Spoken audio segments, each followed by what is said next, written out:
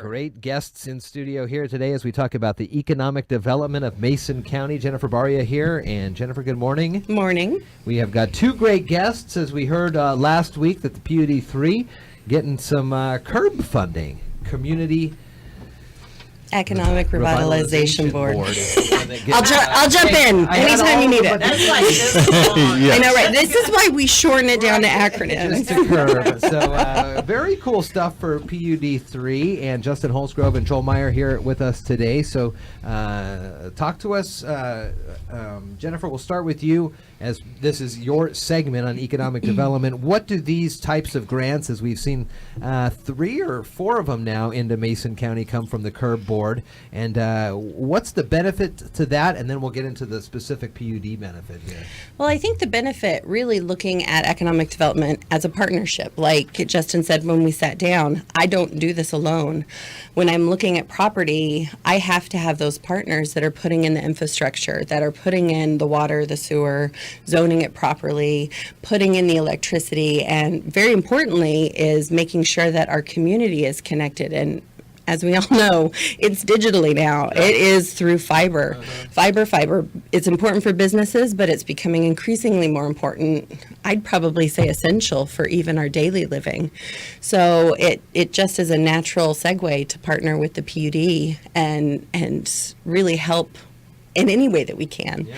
And this CERB opportunity, they just opened it for public entities to be able to access those dollars.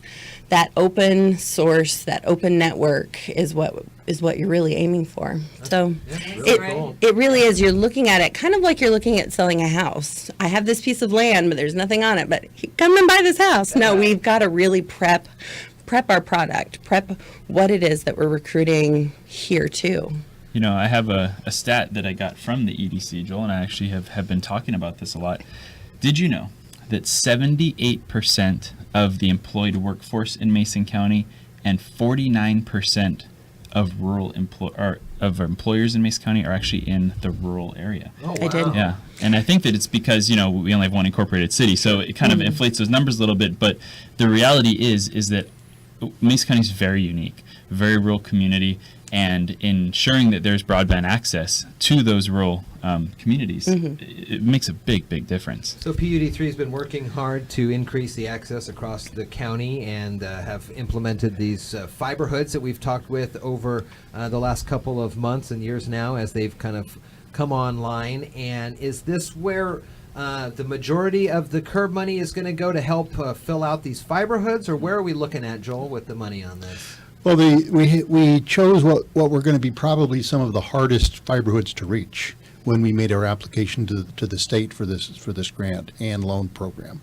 And so there'd be 6 areas ranging all the way from deep southwest Mason County to the Tahuya Peninsula and some spots in between. So we were really looking at places that would have a problem getting the commitment and also the money available for that.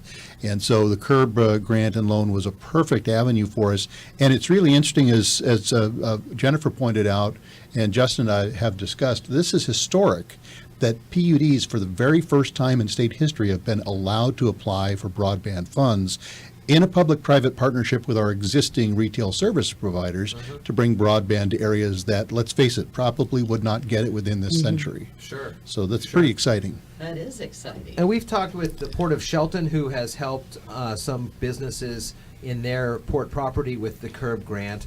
And since you guys kind of did this as a standalone, you didn't have a larger governmental agency, since you are, basically one. Did you guys come, the EDC, did you go to the CERB board and kind of vouch for them too, or was it all you guys getting in front of the board and talking about this? That is what makes PUD a great partner. They did quite a bit all on their own.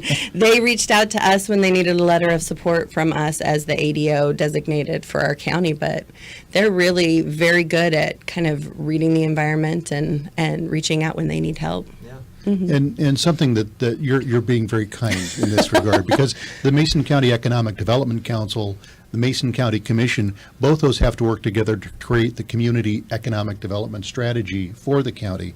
And we had to move on a fast track to make sure that this project was on that list.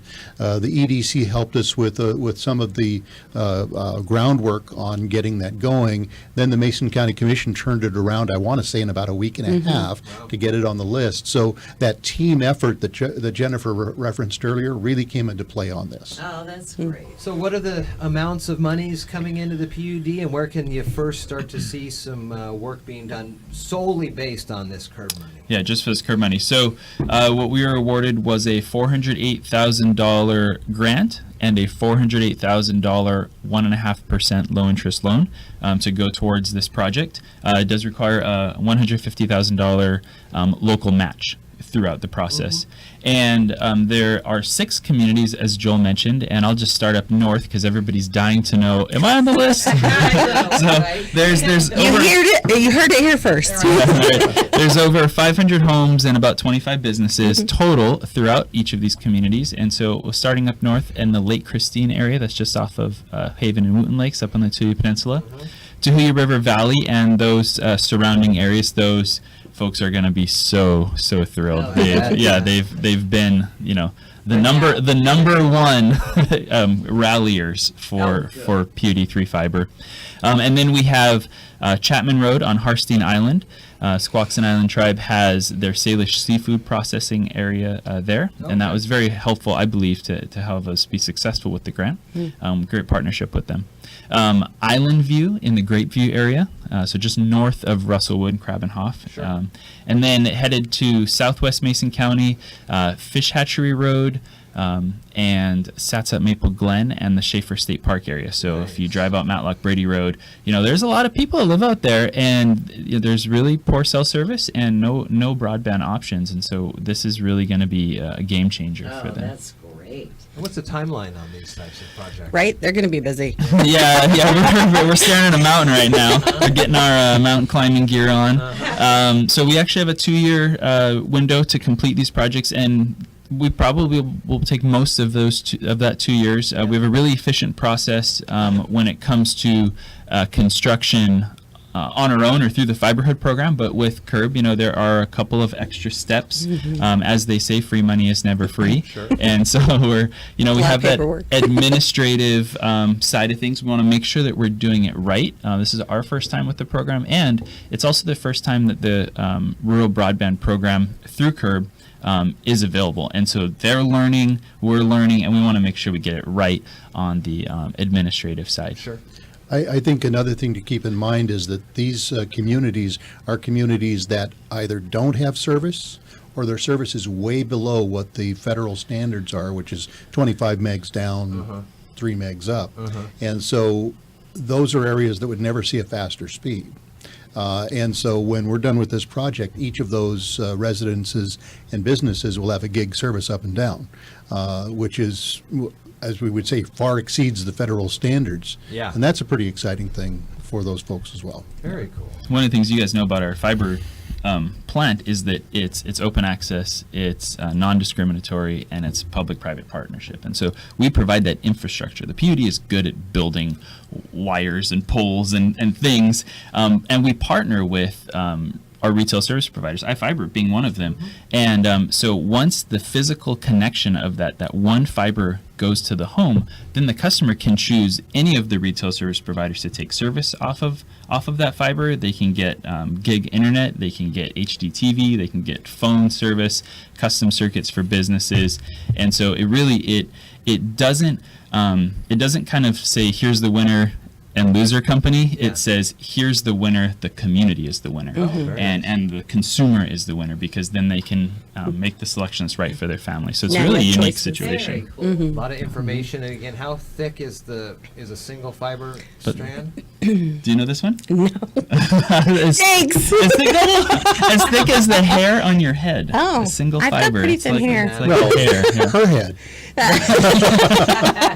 Joel, congratulations again with your 2018 Lifetime Achievement Yeah. Award. Oh, thank you. Definitely. Well deserved. PUD's Public Information and Government Relations Manager, Joel Myer. And KMAS alumni. Good to see you guys for sure. Justin, Joel, Jennifer, thank you so much for coming on and